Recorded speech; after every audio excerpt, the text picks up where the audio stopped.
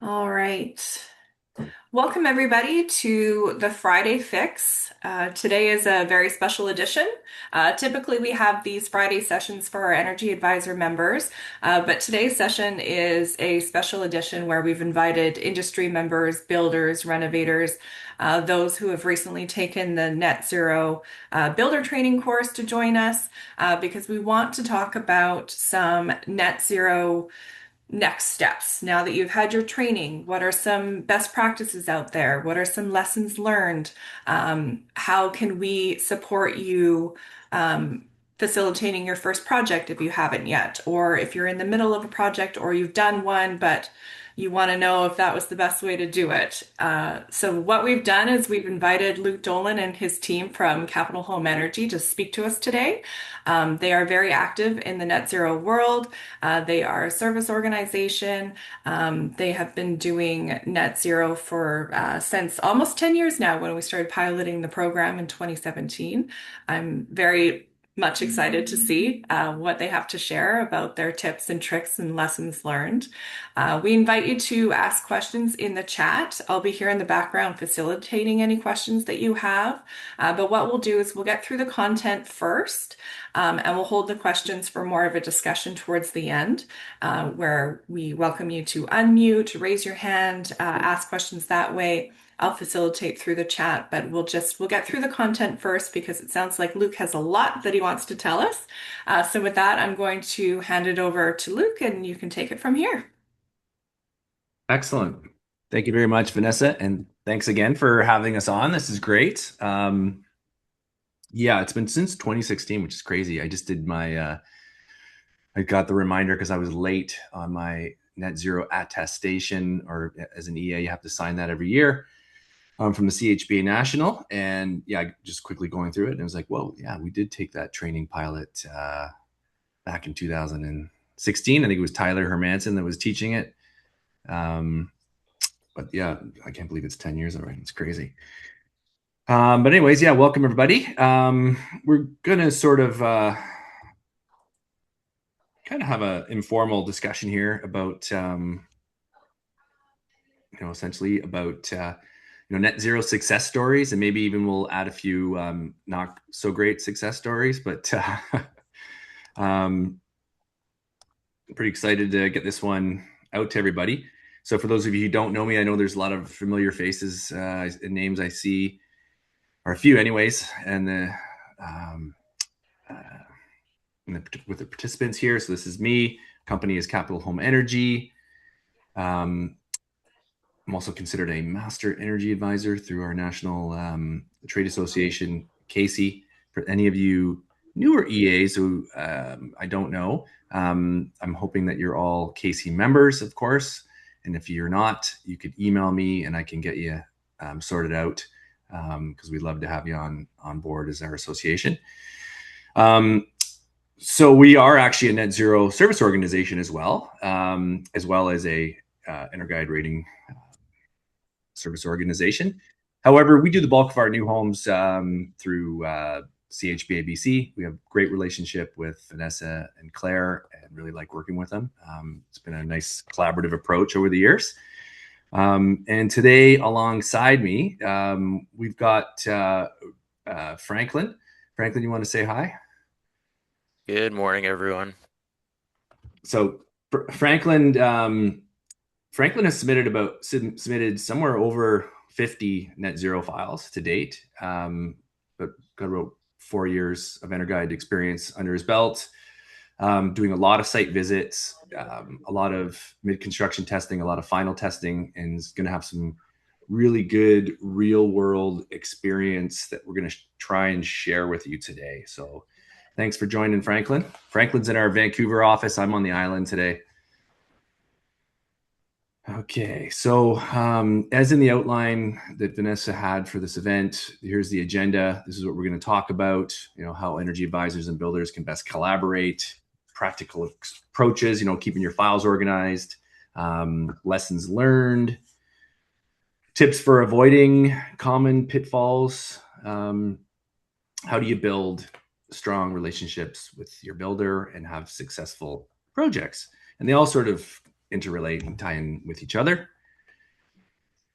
Of course, why build net zero? Well, the future of home building is pretty clear in the business. For those of you who are in the city of Vancouver, of course, city of Vancouver itself is giving out bonus floor area allowances if you build a CHBA net zero house. Net zero allows for design flexibility. It's builder centric when compared to other high performance, home labeling programs like Passive House. Quick little recap on net zero for all of you that have maybe forgotten it. A net zero home is a home that produces as much on-site renewable energy as it consumes on an annual basis. It's a home with a 0 gigajoule energy rating. The program is owned and run by the CHBA. Builders must be net zero trained and qualified. Online courses are readily available. There's lots of courses these days. Must follow the technical procedures, technical requirements. Builder is required to be a CHBA member, which means you basically have to join a local home builders association. We're members of 4 different home builders associations throughout the province. We're members of CHBA Vancouver Island, Sea to Sky, Central Interior, and Haven. And a lot of our builders like the program because of its flexibility. They like it. We work with builders it often gets compared to Passive House, and nothing against Passive House. Of course, it's a great program. A lot of really good building science and methodologies come out of the passive homes, of course. But some builders have migrated, have done the Passive House thing, and they've come over to net zero. They like it a little bit better, a little bit more of a flexible program, maybe not as restrictive per se as a Passive House project. So let's dive into it here. So, how energy advisors and builders can best collaborate. I would say right off the bat, integrated design. So IDP, I know that's been a buzzword for the last 4 or 5 years in the industry. Lots of webinars and talk about IDP, but it is really important. At the end of the day, I stole this slide from one of our builders, Avera Developments in Vancouver. Gavin, one of the owners of Avera, did a presentation, I don't know, it was last year, the year before, did a case study on a duplex, a net zero duplex that they built. And this was Gavin's slide. It's a really good way to think about it. It is a team sport. The various players, we've got homeowners, the architect, designer, the builder, the energy advisor, and who else, right? We've got a lot of different players involved in a net zero project, especially depending on where you're building. It could be city planners, city inspectors, mechanical design, solar design. So you're going to want to involve all these different players early into the game. IDP, as most of you know nowadays, integrated design, the technology is so good nowadays. I mean, it's a lot of this. It's Zoom calls, Microsoft Teams, whatever it might be. Oh, shoot. Okay, screen just went blank there for a second. I don't know if you guys saw that or not, but maybe it was on my end. Anyways, a lot of IDP sessions these days, they might only just be an hour Zoom call or Google Meet or whatever it might be, or multiple meetings. And it's nice to get as many players as you can to the table early in the game. It just helps you iron out a lot of issues that may arise further down the road. So we really strongly recommend integrated design. We like it. Even a 1 hour Zoom call can eliminate 50 emails. Like, it's just that efficient. I mean, it's nice too, because everybody gets to see each other's face, and you I find there's a little bit more buy-in as well too when you do a Zoom call and everybody sees each other. But at the beginning of a project, it's really important to understand like what is the goal? So why are we doing this? It's important, right? So why are you building to net zero? Is it, are you in the city of Vancouver? Are you doing it just because of the FSR exclusion? Is that it? That's the only reason why you're doing it. It's important for your, as a builder, it's important to let the energy advisor know why it is you're building this house. Maybe you've got homeowners that are like really interested. You've got some clients that look, they're really interested in net zero. They're very passionate about the environment. They want to build a net zero home. And this is going to be their forever home. So it's important for everybody to understand that, especially for energy advisors. It's important for energy advisors to understand that. The builder, hey, maybe you're like, you know what? I see this as a really good marketing tool. I really want to get a net zero build. I want to use the net zero logos with my marketing, which I think is extremely smart, right? Once you become a net zero builder, you can stick the logos on your job site signs, your vehicles, your business cards, and get it up on your website. And one of the biggest things that we deal with a lot is make sure, have you taken the training for the builder? When we're dealing with builders for a net zero project, have you taken the training? And then the energy advisor, it's like, make sure you are dealing with the person who has taken the training. This is often sometimes we find a little bit frustrating. Sometimes with net zero projects, like you might be, we might assume that, well, you've taken the training, so you kind of know this, right? But maybe they didn't take the training, or they had somebody else in the company, which is fine to take the training, but they should really be involved in the Zoom calls. They should be CC'd on emails as well too, because there are some assumptions that are made by energy advisors. Like we sometimes think, okay, well, you kind of at least know what a net zero house is, right? So it is important. We would say it's nice to deal with the person who has actually taken the training. Okay, next up. So practical approaches to organizing files, tracking the process and staying compliant. Yeah, this one, it's like, for energy advisors, you really need to be organized. I don't know how else to put that, but it's just like, you got to stay organized. There's a lot of moving parts, and there's a lot of like things out there. So you really, especially if you have a team behind you, maybe it's a little bit easier, but if you're just out there by yourself, it can be challenging. There's a lot of things going on. We like to keep our files, whatever in your computer, whether you're using whatever you're using, but have nice, neat, organized files where all the information for the project goes into. So it's really important that way, especially if there are multiple people on that file. So if there's multiple energy advisors on that file, it's a nice, clean way to keep everything organized. And there's a lot of moving parts. There could be a lot of changes throughout the project. Like sometimes these net zero projects, you might start them, and we had one we started way back in like 2021, and we didn't hear, and then we kind of got paused for like 2 years, and then the builder all of a sudden comes back like, oh, we're ready for our mid-construction test, and it's 2026. You're like, oh, okay.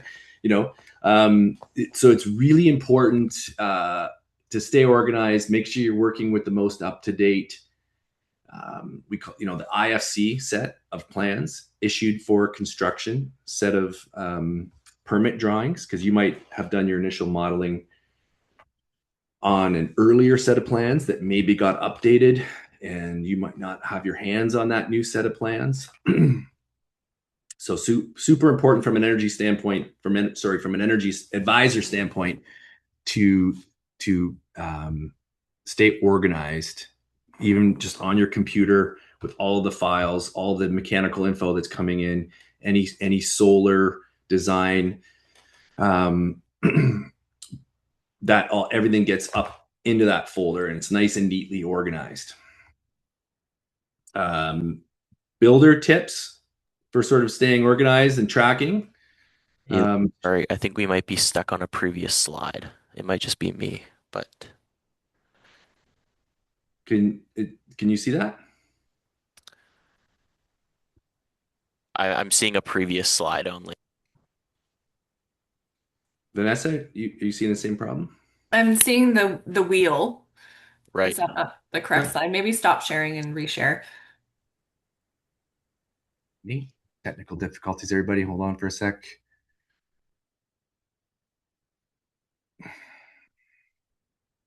Try this again.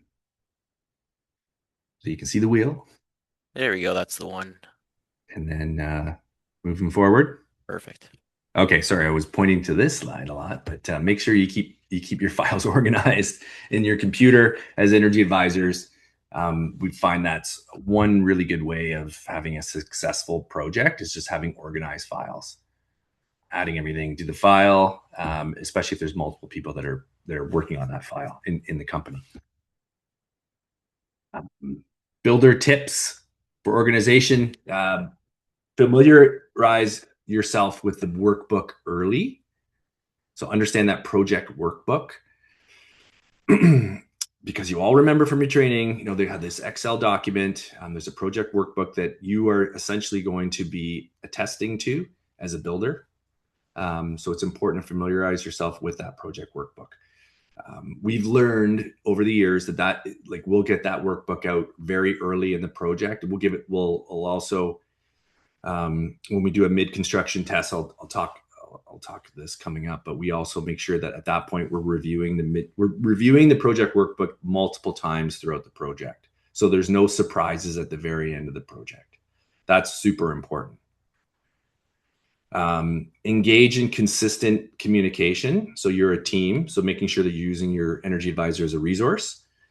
So that means I already touched on this a little bit, but that means communicating plan changes, equipment changes, scheduling blower door tests in advance, like not just, hey, by the way, we need to test tomorrow. Try and give your energy advisor time. Be prepared. Have your net zero training completed. I think Vanessa can attest to this, but in the early days when working in the city of Vancouver, when they started using their, the CHBA net zero home labeling program is part of their green rezoning program, we would have builders that would want to build a net zero project, and that would be fine. And typically they wouldn't take the training maybe until the very end of the project. And maybe even sometimes after the project, like, oh, we're finalizing. We're like, hey, have you done your training yet? We need your certification. And they're like, oh, we haven't done it yet. And you're like, oh, okay. So those days are gone, thankfully, for the most part. But I think we're a lot more organized and strict as far as you need to have taken the training, especially in the city of Vancouver. You have to have your training done before you can even go in for building permit now, which is a good thing. But even if you're working outside of Vancouver, city of Vancouver, you want to have that training done. You should really have it done at the beginning of the project. But there are some times when, you've got a project and you're realizing, hey, we could actually get to net zero here. And that might be maybe even midway through a project, but you want to get on that training as soon as you possibly can. It does help. Don't go cheap or inexperienced on the fundamentals. So, fenestration, your windows, doors, heating systems, solar installers. You need a team of professionals to help build a net zero home. Winging it will backfire. So, it's kind of like gone are the days where you just kind of make it up on the fly. You can't do that with a net zero house. It's too high level. There's too many moving parts. Make sure that you're referring to the net zero technical requirements. You got to remember, this is a home labeling program. It's not a building code compliance piece. It's not the step code. It's different. There's a lot of boxes that you got to tick, right? So it's important. Every piece of equipment that goes into that home needs to be verified that it meets the requirements of the net zero program. And so that's where you're going to have the open lines of communication with your energy advisor. So you've got a good, you're like, hey, we're thinking of putting in this heat pump. Can you verify it for us? So super important. Keeping those, we can't stress enough. Open lines of communication are huge. Okay. Any comments on that section, Franklin? Or we dive into the next one here. Yeah, communication, that's what it comes down to. And I think we'll see a lot of the lesson learned will be a result of poor communication. So it's a good segue. Yeah. Okay. So, builders and energy advisors. One thing we've learned, even if you're building outside of Vancouver, of course, and if you're not even familiar with, if we have builders here that don't work in Vancouver. Vancouver, remember, is special. They have their own um, building bylaw, separate. It's unique from the rest of the province. Their code is very prescriptive compared to the step code. The only performance, well, they do have performance metrics, but really the only performance metric, if you're following the prescriptive path, is the air tightness requirement.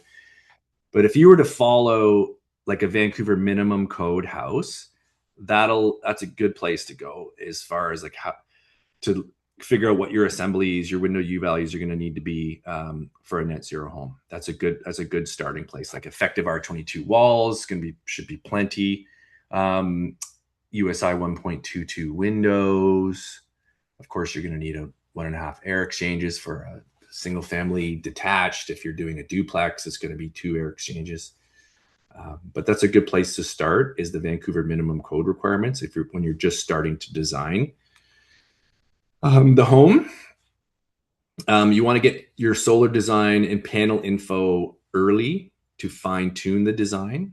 So for you energy advisors out there, you can work with your builder, and essentially with a net zero house, you figure out, okay, well, how much renewable energy can this house realistically produce? And then you kind of work backwards, and you're like, well, we got to make sure that this house cannot consume more energy than the house can produce. So oftentimes, especially if you're in like a city, you're limited to how many solar panels you can get on that property. Of course, if you've got a country property, you can have ground mount solar. You've got outbuildings, you can put panels on the outbuildings. But when you're in cities, it gets a lot more challenging because you're limited to the roof space, you're limited to the orientation of the property itself as well.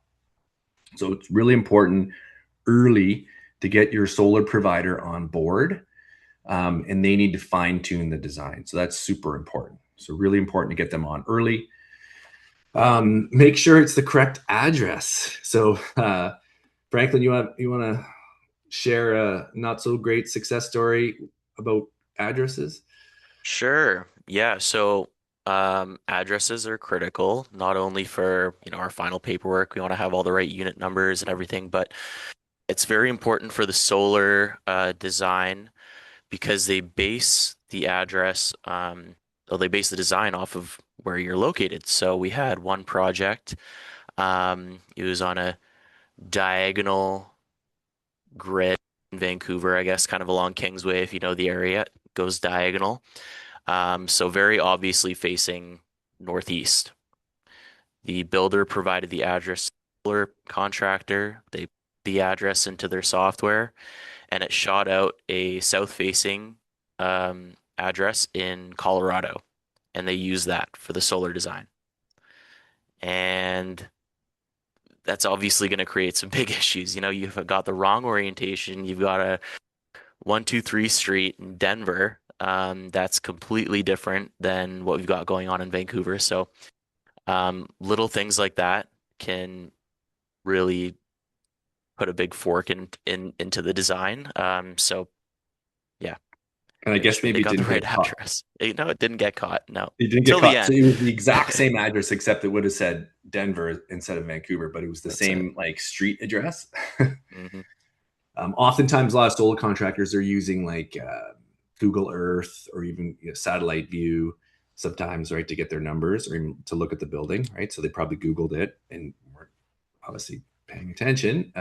So that's a big one. We want to make sure that we got the correct address. Thanks for that, Franklin. How many panels can you get on the roof, right? That's a big deal, right? Obviously, how many panels can you get on the roof?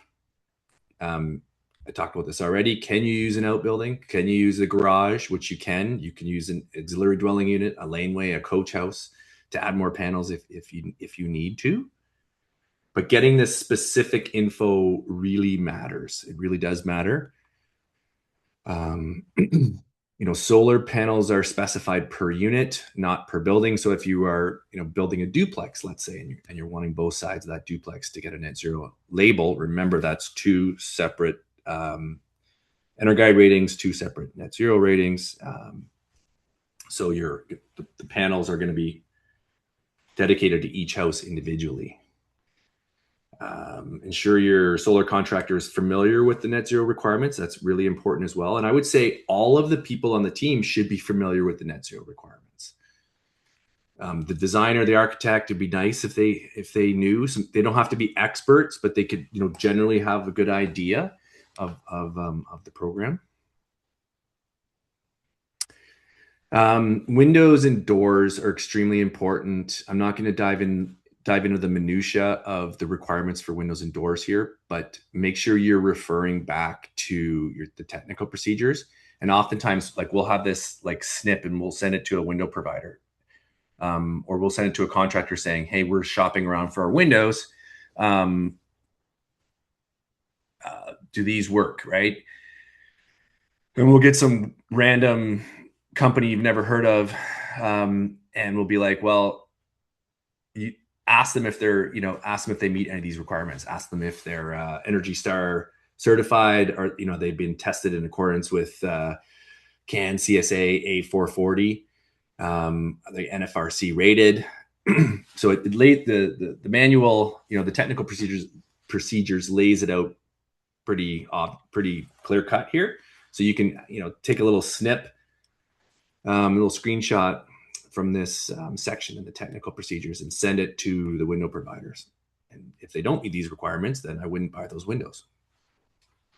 It's going to be the same thing with it's going to be the same thing with doors as well too. Doors, we find it can be our deal breaker.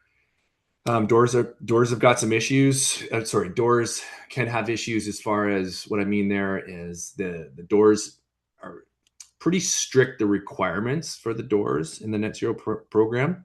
So they need to be Energy Star rated or have a U value of 1.22, which is pretty low for doors. So that's important. There are some exclusions, of course, like if the door leading into a garage doesn't have to be Energy Star rated, for instance. The front door, just like actually in the city of Vancouver's VBBL, you can have one exclusion. The front door, for instance, doesn't have to be Energy Star rated, but all of the other exterior doors would. But if there's a door leading to like a garage, that one doesn't have to be Energy Star rated. But anyways, we've had problems with doors before where builders have had to replace doors because they weren't meeting the requirements. And that sucks, right? Because it costs more money, costs time. So these are things that you really want to make sure as builders you're figuring this out at the beginning of the project, or when you're shopping around, because oftentimes at the beginning of the project, you haven't shopped for your windows, you haven't shopped your mechanical yet. You might get in for your permit, and then you start doing that while you're waiting for your permit, you're starting to shop around for some windows and doors. But it's really important. I would be sending your window and door suppliers this information, and then verify with your EAs before you give them your credit card, before you pay the bill, before you buy the windows or doors. Give the EA a buzz and say, hey, look, is this going to fly? Is this going to match? Is this going to work for net zero? So windows, doors, we covered.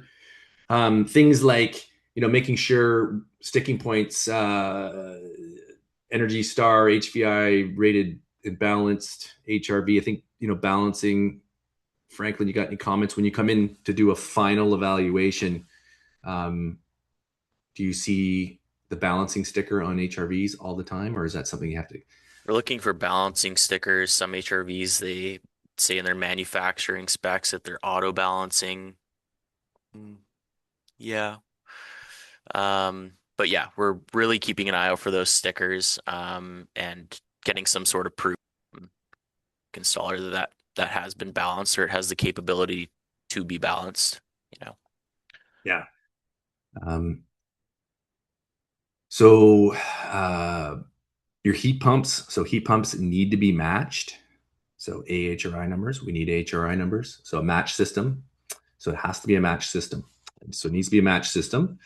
Your heat pumps, so that's important. Correct hot water and heating systems installed. So I think we put this in here because we probably run into this before where we might have spec'd in Hot 2000, we might have said, okay, well, in order to get the target here, you need to have an integrated heat pump hot water tank. We see a lot of those. Any of you builders, if you've never worked with them before, you could shoot me an email. I'll give you lots of pros and cons on the technology, because there is lots of pros and cons to heat pump hot water tank technology. I put one of them in my house a couple of years ago, and I can tell you all about them. We're not going to go into it right now, but we've had it where we show up on site and it's just an electric tank, let's just say. But we had initially, the design was a heat pump a water tank. So Right. It's not a heat pump water tank. It's a heat pump hot water tank. So the builder would say, oh, yeah, I've got a heat pump and I've got this conventional tank. That's what you got on the paperwork. No, unfortunately not.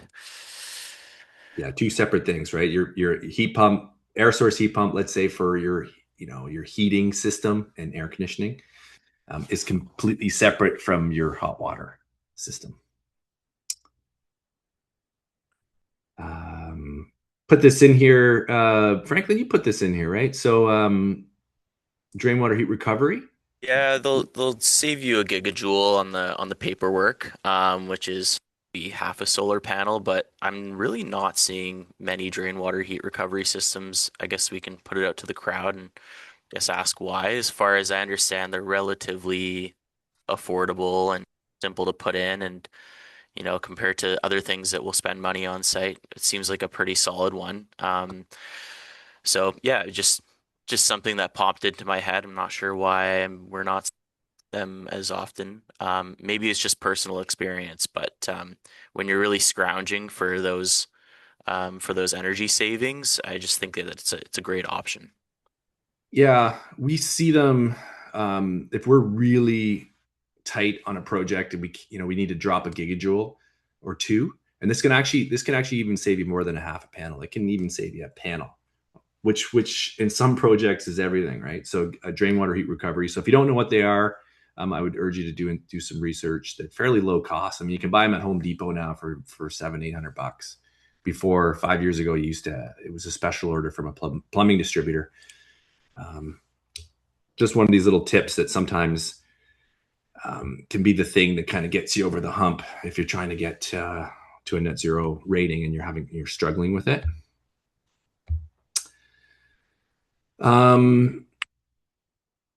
So builders, if you're in the city of Vancouver, for instance, like if you're building a net zero house for building code compliance, I know I said it's not a building code compliance piece, but it's a home labeling program. But in Vancouver, it might be tied to your permit.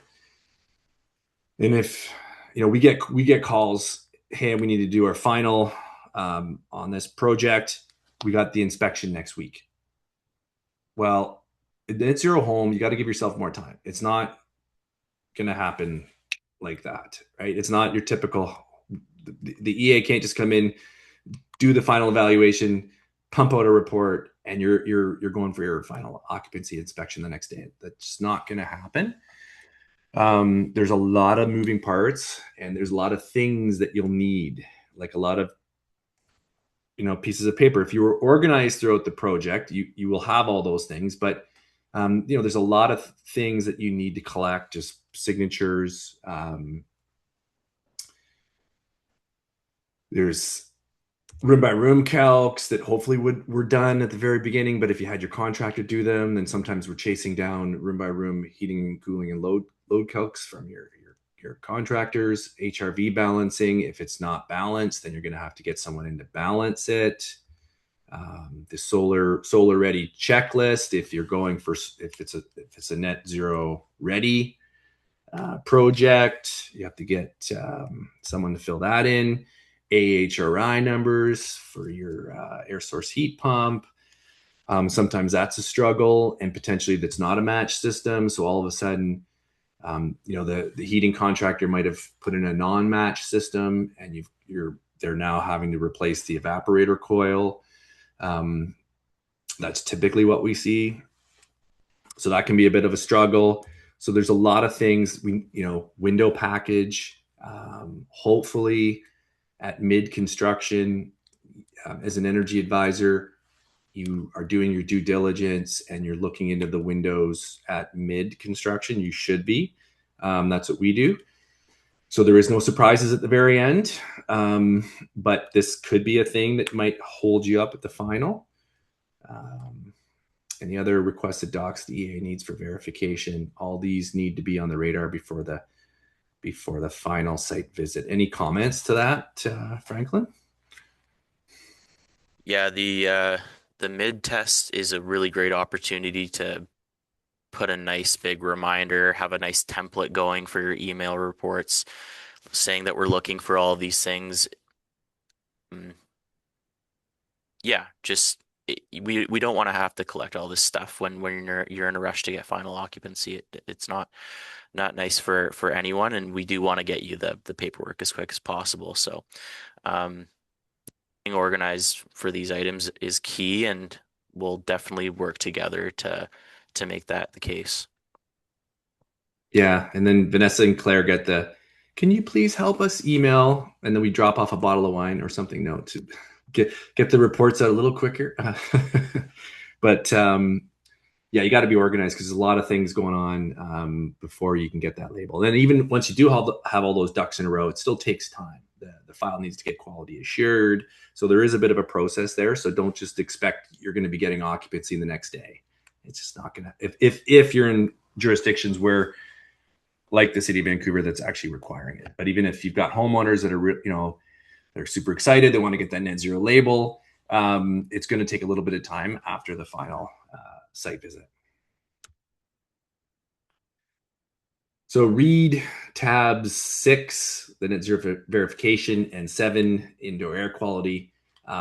Also, before the EA shows up, I'm going to touch on the indoor air quality piece here coming up as well too. It's just another one of these parts of the program that kind of gets overlooked sometimes. We find. I'll briefly talk about the indoor air quality, but we find that most builders are doing a lot of the indoor air quality parts anyways. There's not too much above and beyond with that, but that could be a thing that trips up the project from getting its final label. So it's important. Other success stories, air barriers. Okay. We are in the wild, wild west of air barriers and walls, right? We see so many different things. A lot of cool things, in BC, of course, we're lucky because we're seeing stuff here that, I'd say BC is so much more ahead of the rest of the country as far as what we're doing. And we're just seeing so many different, air barrier systems. It's really cool to see. And I know a lot of builders have, gone around the merry-go-round a little bit, tried different air barrier systems, and they sort of land on something they like. They find they have success with it. Their trades understand it. That's really important too. If you want to do some hybrid approach, but your trades aren't familiar with it, that could be a bit of a struggle. There's so many different options nowadays, but it is extremely important, especially if it's going to be your first kick at the can, for a high performance home like a net zero home, because it's we do find, especially for newer builders that are just diving into the space, that's probably one of the biggest struggles is air tightness.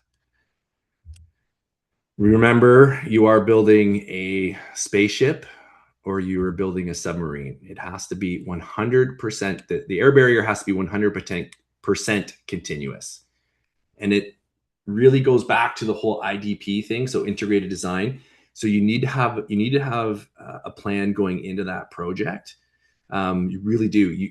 You might have a plan in your head and like, okay, this is what we're doing, but you need to make sure that the rest of the people on your team understand that plan. Like, do your carpenters know?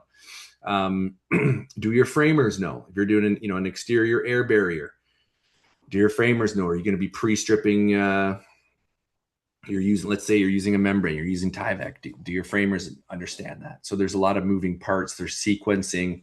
It's very important to take that time so that the rest of the team understands what the end goal is here. Once again, you can't be winging it. Don't be winging it. Don't be making it up on the fly. We find the keys to success when it comes to air tightness is it's all about the details. And you're not reinventing the wheel here either. You're not reinventing the wheel here. There are tons of resources. There's architectural details. You can go on all, like, there's just so many websites. The product manufacturers' websites have details. They show you how to detail, a lot of the transition areas. So it's all about the details, and it's all about the transitions. Ceilings to wall transitions, decks, balconies, below grade to above grade, at slab edge. So all of these details need to be figured out in advance. And once again, you're not reinventing the wheel. These details do exist, and you can lean on some of these manufacturers as well too. So if you're using products, we run into these manufacturers. We see them at trade shows. They come into our office to do lunch and learns, and we know some of these reps, and they're like, have your builders call us. Like, we'll help them. We'll come to their job site. We'll walk, because they want you to buy their stuff, right? So like, if you like a certain product, try and get a hold of them. They might come out to your job site. They might actually walk you through a few details. So coordination and sequencing, super important. Keep the job site clean. That's just one thing. Like, builders, I know as EAs, we love it. We come to a job site and it's like super clean and tidy. You can eat your lunch off the floor, and I'm not joking. But when, Franklin, I'm sure you can attest to this, but when we come to some job sites and it's a gong show and it's just a big mess, nobody respects that site. Chances are you're not going to probably do so great on your mid-construction test. You got any comments on that? Yeah, it's an immediate kind of red flag. Like, I mean, if this is how the place looks, then I wonder what the air barrier looks like. Much more likely to see a puncture hole in a wall from a ladder on a messy site, or a rogue 2x4 sticking through a wall. But yeah, it's really nice. Less dusty when the fan too, so that's great. Mm-hmm. But yeah, it's a definite red flag when it's super messy on site. Yeah. Yeah, it's a tell. So, this is kind of a no-brainer for most of you, I'm sure, on the call already. The builders that are building net zero or even diving into the space, but I know it's kind of a no-brainer, but you'd be surprised what you see out there. So just keep your job site clean. Also, I talk to builders, like, the inspectors like you a lot better when you keep your job sites clean, right? The inspectors come on the job site. There's not like wood everywhere where someone's going to step on and puncture, a foot or something, or there's garbage everywhere. I mean, keep your site clean. You'll get much more respect from the other trades that walk into that job site.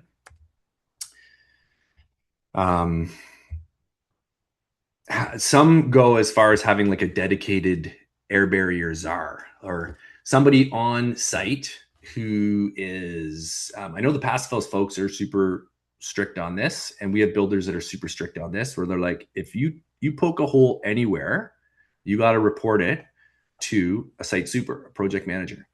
So having someone on site who's essentially babysitting the other trades, right, is really important. Electricians, notorious, right? We don't have any electricians on the call here, but they come in, they poke their holes, and they leave. So we've seen projects that have failed because of that before. What happens, somebody pokes a hole somewhere, it gets buried, the drywall gets installed. We're coming in, we do a final, and we're like, it's not passing. Sometimes there is a smoking gun, and you can find that big, massive mistake. Other times it's quite challenging, but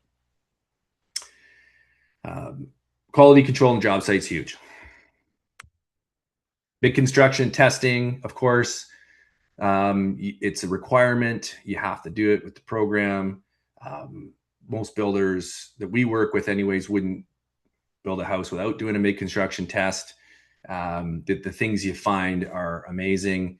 Regardless if you're consistently getting below 1 air exchange, we always find stuff. You always find something. Builders look at it in a way like it's not just a way to meet the target, but it's a way to reduce your callbacks as a builder too, because you don't want a little cold spot somewhere, that could end up causing mold, mildew, and rot eventually. So do your due diligence at mid-construction. It's super important. We try and actually shoot for below the target.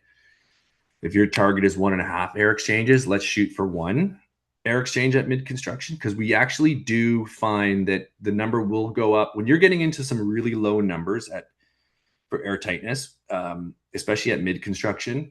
We'll find that the number does go up at final. And the reason for that often is, let's say you've got, your mechanical systems aren't installed yet. So you've got your HRV supply and exhaust taped up. And remember, in EnerGuide Net Zero, we're not allowed to tape those up at final. So you've got a kitchen range hood fan that's taped up because it's not installed yet. So you've got a bunch of stuff that's taped up for that test. When we come in at the very final test, there's no tape on anything anymore. So all that the actual blower door test is considered as operated. So if there's any leakage around vent dampers, so be it. So that's why sometimes we can see that number go up a little bit, and it's not all that uncommon for it to go up a little bit. And then if someone did something stupid, like poke a hole somewhere and didn't tell anybody, and that it does happen. It's construction. Stuff happens, right? So we want to give ourselves a little bit of wiggle room. So try and give yourself a little bit of wiggle room at mid. Everybody sleeps better when you're under the target at mid construction. Builders, remember that the units are tested individually at final for net zero. So if you're building a duplex or a multiplex, you must prepare for this. So whole building test does not provide a relevant benchmark for individual units. Plan with your design team on a party wall strategy. So any comments on that, Franklin? Yeah, in the city of Vancouver, you can carry on with drywall after a mid-construction test on a whole building test when you're expected to test them individually at final, which is tough to navigate because then it gives the expectation that you can do a final test as a whole building. So there needs to be a strategy for how you're going to seal those party walls for final. Otherwise, we can't do a whole lot at final, and you're going to be forced to do something really expensive, which is not fun for anyone. So at the very least, have us back for a post drywall test if you're like, yep, we got our airtight drywall strategy down pat, we're ready to go. Have a retest done post drywall on individual tests if you do want to drywall. Because it's going to be near impossible to hit your target without preparation on those individual tests. Yeah, that's a good point. The post drywall thing, especially if it's your first kick at the can for net zero, and you're not sure, there's nothing wrong with having another test after the mid construction test. Bring someone in, do a quick test. You don't want to be dealing with air leakage deficiencies when the house is finished and you've got homeowners moving in, or you're putting it on the market, whatever it might be. It starts to get expensive, right? If you're gonna have to start opening up drywall and figure out mistakes, so you want to deal with them while you can. Even if it's drywall before you finished, if you had to open up some drywall, it's not a big deal. It's not as big of a deal as you would if the house is finished, you're staging it, you've got furniture, whatever. It can get quite complicated at the end. And at mid construction, we would recommend review your H2K model for your energy advisors. Look at the project workbook, verify the windows, look at your heating, ventilation, air conditioning specs if you can. Oftentimes they're not installed, like say like 95% of the time they're not installed at mid construction. Sometimes you might see an ERV or HRV installed. But it's a really good time to review everything and if there's missing information, good time to deal with the builder. And it's a good time to stick handle issues because it's construction, right? I mean, stuff happens. So if for some reason the wrong windows got put in, I mean, when I say wrong, like maybe they didn't meet the performance values that you originally spec'd. Okay, well, so can we deal with that? Can we put some more insulation somewhere else? You know, we had spec'd R40 in the attic. Can we go up to R60? That's a low cost upgrade. What other things can we look at that we could maybe get you back on track? Could we do a drain water heat recovery at mid construction phase? You might still be able to do that, right? So there are some things you can do to stick handle issues because they do happen. Yeah, indoor air quality. Remember, there is an indoor air quality component. There's a whole checklist in the project workbook that you need to go through. There's mandatory, what is it? Mandatory 6 points. And then you have to, or no, mandatory 7, right? And then you have to achieve another 6 points on top of that. There's like a little pick list that you have to do. And we find most builders that's not an issue with. We haven't really struggled with it too much, but it can, if we have had some issues with builders. This goes back to the very beginning when I started talking, was dealing with the person who has taken the training, because we're like, oh, you've taken the training, right? So you know you have to do some indoor air quality requirements. They're like, no. Oh, okay. Or I took the training like 3 years ago. I totally forget everything. And that does happen too, but you know, it shouldn't be one of those things that you're just dealing with at the very end of the project. You want to get this out in front and center right away. And for EAs, I would just say, you know, make sure you remind them at mid and just say, hey, you know, reminder, you know, you haven't painted yet. You're going to be doing zero VOC painting, right? Or paints, right? Because that's what you had originally signed on to. And you can change, of course, but what you're going to do. But just make sure you get this thing figured out. Tips for avoiding common pitfalls. We have been talking a lot about already. Obviously, take your training. We keep stressing that.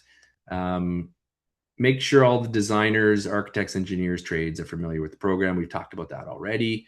You know, this is essentially important for things like the air barrier, making sure all building components, equipment are labeled and are meeting the net zero standard. That's really important as well too. Communication is key. Really just keeping those lines of communications open with your energy advisor, the rest of your team. Don't just assume, builders don't just assume sometimes the EA is going to look after stuff, and EAs don't just assume that the builder is going to look after stuff. So it's important to have that open dialogue with each other, because there could be big gaps in time where you're not speaking to each other, depending on where you live and how long it takes to get a permit, or if there's construction slowdowns or the project got paused or something, or if there's big changes. Make sure that everyone in that project is up to speed on all those new changes. So you need to understand, obviously, your local building codes as well. One thing we threw in here was plumbing vent stacks through the roof. So if you were, you know, when you're putting your solar panels on your roof, you've got it designed and it's really a tight project. You barely can get enough solar panels on the roof. You want to make sure that the plumbers, for instance, understand that we can't put any vent stacks on this one side of the roof, because that's where all the solar panels are going to go. Same with the attic vents. So this has been an issue in the past too. So extremely important to make sure plumbing vent stacks and attic vents, that is figured out with your team, your roofers, so they understand, hey, this is where the solar panels will go. We can't put any attic roof vents on this side. We're putting all the solar panels on the south side.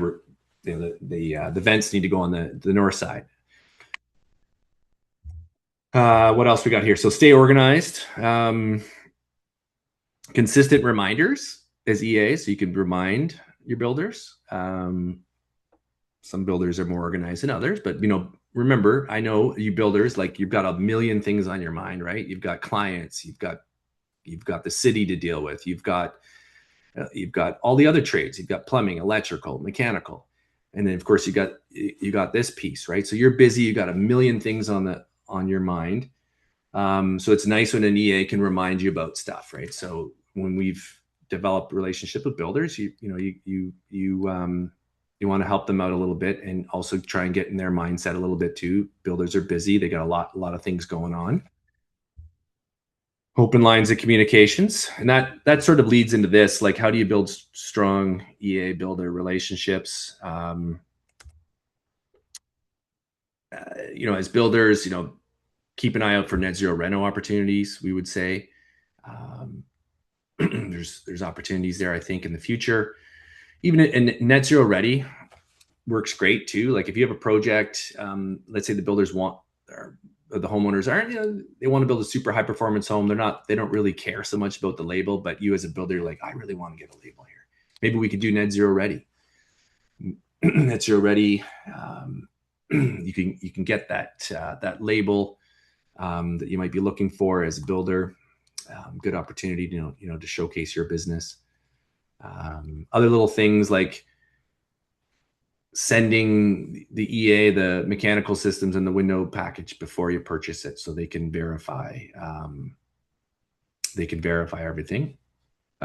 Getting the IFC architectural drawings, so issue for construction drawings, the most up-to-date drawings, very important piece. There's nothing worse than showing up on a job site and, hey, this is not on the plans, or this window wasn't here. If you remove windows, that's usually not a problem, right? But when you add windows, that's going to be an issue. So be proactive. Franklin put that in there. That's really good messaging. So be proactive and not reactive. Any comments on that? Yeah, I think we're making some good points. It all comes down to communication, staying organized. And we don't want to have to. I mean, obviously, we are going to, in some cases, be reactive to some changes, but yeah, planning is key. So yeah, just talk to us. Good advice. For the EAs out there, builders, cover your ears for a second, but just make sure you're invoicing appropriately for your services. Remember that a net zero project is going to be double, if not triple, the amount of work than it would be for your typical step code house, right? And builders, be aware of that as well too, right? There's a lot of work involved, as you can tell from what we've been talking about for the last hour. So just invoice accordingly. Builders, be prepared. It's not just going to be a dine and dash type of service. You want to be working with professionals, because that's going to lead to success at the end of the day, right? Remember, a goal without a plan is just a wish. A couple quick ones I threw in here real quick. Also, when you're designing a net zero house, always be using the house, or be thinking about the house of a system concept. Of course, you all would have had to have taken your building science course, and maybe I was lucky enough to teach some of you, but we're always using house of a system concept. We want to, I think all of you on the call here today, and obviously Franklin and I, we're pretty passionate about net zero homes, and we want, and the program itself. Like, I'm on the actual national technical committee. I was on the net zero rental pilot. Like, we want to see success of this project, whether that just means that we want to see like comfortable, healthy, durable, high performance homes being built. We want to avoid unintended consequences. I think CHBA National obviously is very passionate about this too. That's why there is the training involved. So keep that in mind when you are building a high performance home, especially if it's your first kick at the can, like I said earlier.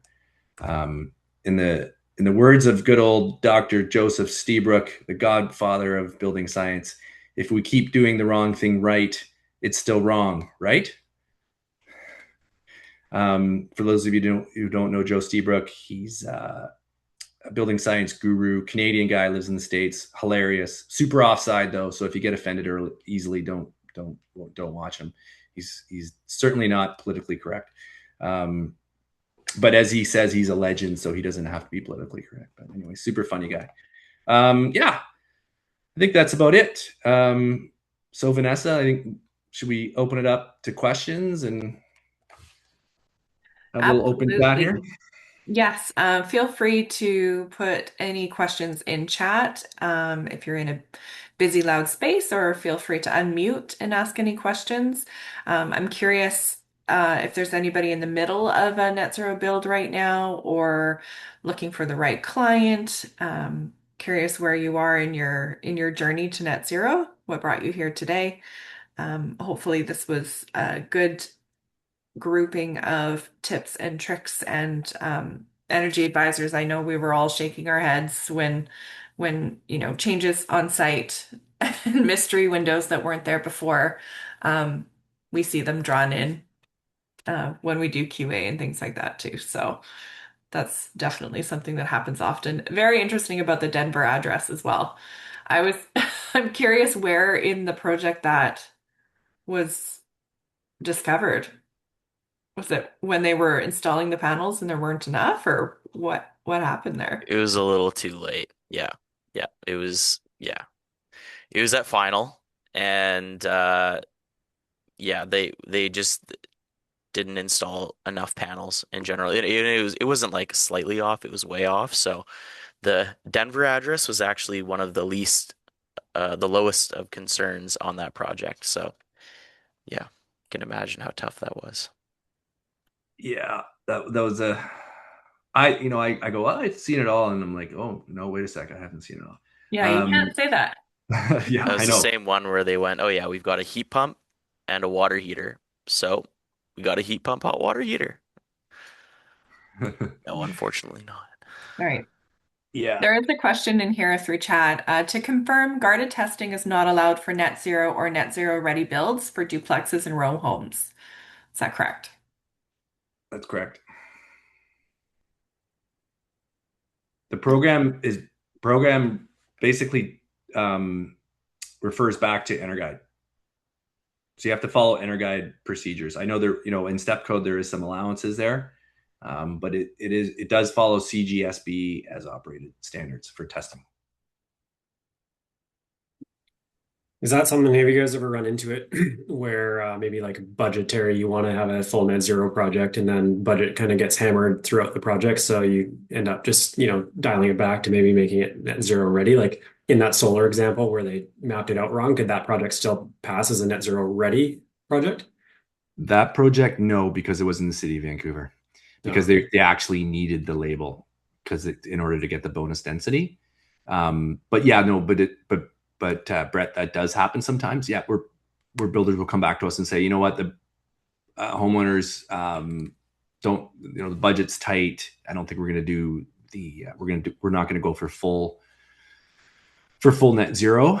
And as long as you're following the solar ready guidelines, like it has to be PV ready, the house. Like if you've got your solar conduits, there's a whole checklist there, the whole procedure that you need to follow. So as long as you're following that, then you can still get that label. And I think oftentimes builders appreciate that. Yeah, I've got a project, a net zero project in the design stage, and I feel like we're going to run into a couple of issues. Just the sites kind of has a bunch of shading for roof PV, but they have a kind of a pasture down below. It's in the Okanagan, so there is space for ground mount. But I'm just concerned about like budget in the end, and if it does fail to get to fully net zero, if we can kind of default onto still getting a net zero ready, label, if there is the ability to have like a large ground mount array and cover those loads and everything. Yeah, as long as you're crossing all your T's and dotting all your I's with the program, you should be okay. You got to remember that's the nice thing about net zero ready is that you have to reasonably prove that hypothetically in the future there is enough space on the property to add a solar array. And if you do have a larger property in ground mount, then that's legitimate, right? So it sounds like that could be the case. And at the end of the day, they can still get that label, which is really nice. And then in the future, when the budget allows for it, then they can go full net zero.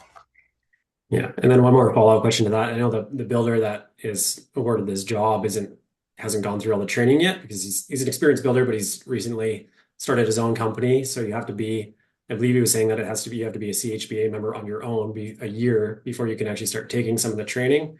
So I'm just trying to like line some of that up. I don't know if that's an actual requirement or not, or if you can just become a CHPA member and immediately come in to start taking that net zero training.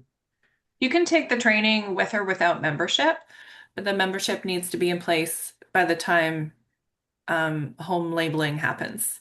So I would highly recommend that they register for training regardless, just to make sure that that's done, and then apply for their membership at the same time. I'm not aware of a year-long membership, There's no requirement to be a member for a certain amount of time. Yeah. Okay. Great. just Thanks. that it's an active membership. Yeah. Yeah. It is a really flexible program from that standpoint too. Like the CHBA National really wants to see success of the program, so there's a little bit of wiggle room here and there. But if they haven't joined a local HBA, remember that it does take time. They might only go for new members every once a month, sometimes. So it might take them a month to get that membership through.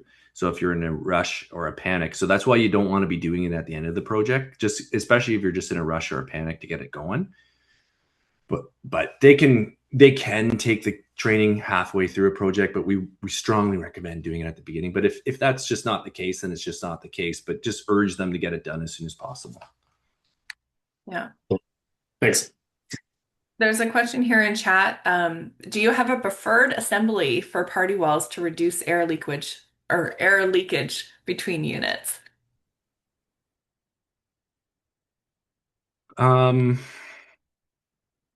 It really varies, but I'll say what we see a lot is we see poly on one side and Tyvek on another side, or a membrane. We see airtight drywall. ICF actually works great if the budget allows for it. If it's a duplex, ICF is a great party wall air barrier. But a lot of times what we see out there is it's Tyvek or some type of membrane. Maybe on one side, if the builder's nervous, they want a breathable membrane on one side and poly on the other side. You don't want to have poly on both sides, in case you don't want to trap any moisture within that party wall. But there's nothing wrong with even just poly on one side, even, or some other type of membrane on one side. Box joists are challenging. Stairwells are challenging. Sequencing is important as well. Think of that party wall as an outside wall. And I know it's tough for builders because like a lot of times builders, like they'll load the drywall into one unit and then they want to keep the common wall open so the drywallers can run back and forth between units. So it's out of the ordinary for them to have a party wall there or an air barrier there because of that itself, because we're doing a pre-drywall test. They only loaded the drywall into one unit, let's say, and the drywallers were going to run back and forth between the units. But you got to remember that it's net zero and you really can't be doing that. You really should be having that party wall air barrier done or ready at your mid-construction test. Yeah.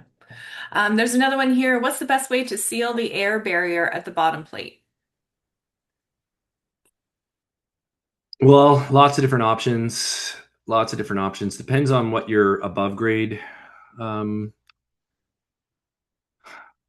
air barrier strategy might be. Like for instance, if you're using a membrane like Tyvek, Siga, or whatever it might be, mechanically fastened membrane approach, you want to get technical. There's a lot of products that you can use that go straight across the transition between above grade to below grade. For instance, I know Siga, if you're familiar with Siga products, Swiss made tapes, really good stuff. Not cheap, but really good stuff. They have their product called Fentrum, which is a nice product. It's a breathable, from what I remember, it's permeable, it's breathable. It's a nice tape that goes across there. It goes across the sill plate, essentially to help seal that area. And you might have, I don't know if Fentrum has to be pre-primed, but there's some tapes and adhesives that have to be pre-primed on the concrete itself. So make sure you're following the manufacturer specifications. Make sure if you are going to be using tapes and membranes that you are understanding permeability.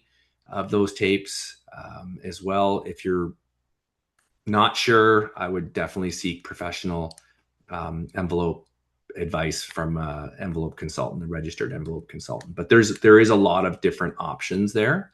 You can even caulk on the inside of that sill plate. You know, those sill gaskets that sitting on top of the concrete foundation the concrete never cures flush, right? So it's a little bit rigid and bumpy. I've seen builders put nice bead of caulking all the way across there. That helps as well too. Hope that answered the question. Fun. All right. Well, I'm not seeing any other questions coming through chat, but I wanted to thank you for joining us today. I hope that you found some good little morsels of information. But here is the contact information for the team at Capital Home Energy. Please feel free to reach out. They're great guys. They're very responsive. They know their thing. They're very active in this world. I'm sure if they would challenge you to try and stump them with a question. So feel free to reach out. Reach out to us as well at CHBABC if you have any questions about the enrollment process, or perhaps you want to take a refresher net zero course, or you want some more training on that side of things. We are always available for you. But with that, we'll close this out. Thank you all very much for your time. Thank you, Luke. Thank you, Franklin. That was great. Really appreciate it. Take care, all. Thank you. And yeah, take care, everybody.